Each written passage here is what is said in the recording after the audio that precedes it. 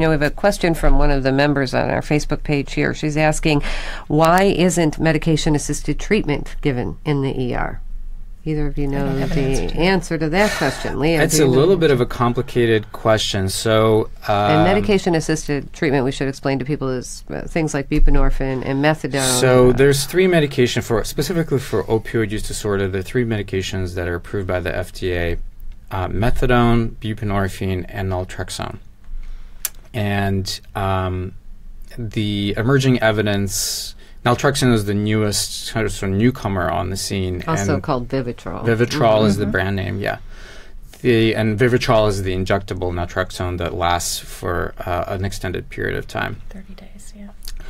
So the evidence that's emerging, there was just an article published in The Lancet, which is a high-impact medical journal, is that Vivitrol continues to demonstrate that it's inferior to buprenorphine, and specifically they were comparing buprenorphine and Vivitrol in the areas of overdose prevention, as well as people just getting onto Vivitrol requires that you completely detox first.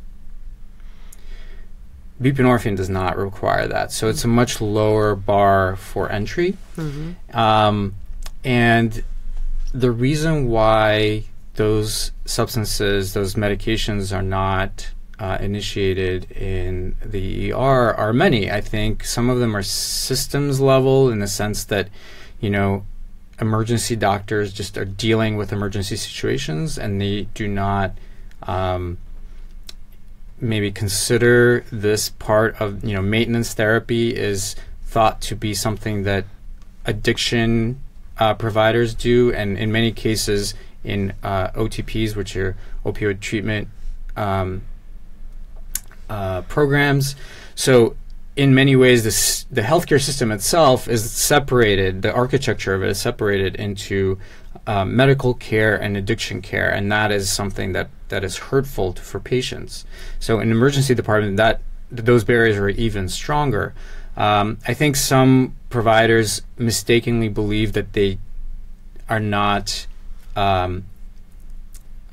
authorized to provide this care. So buprenorphine, for example, requires a waiver, but in the emergency department you can't actually even induce people on methadone legally. I don't want to get into the legal details, but where there is a will, there is a way to do it, and there are emergency departments that are doing it. So we need to do that a lot more.